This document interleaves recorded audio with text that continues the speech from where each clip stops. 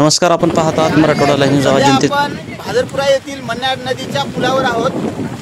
लिंबोटी धरणाचे 2% दरवाजे उघडलेले आहेत. सध्या स्थितीला 95% धरण भरलेलं आहे, त्यामुळे 2% दरवाजे उघडलेले आहेत.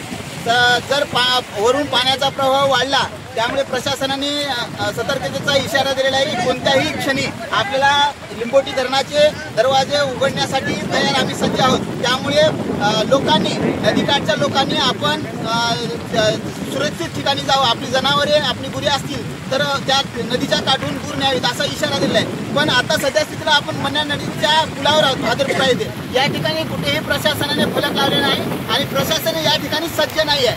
त्यामुळे या ठिकाणी पोलीस प्रशासन आणि महसूल विभाग आणि जलसंपदा विभाग यांनी या ठिकाणी फलक वगैरे लावावेत आणि या ठिकाणची काळजी घ्यावी.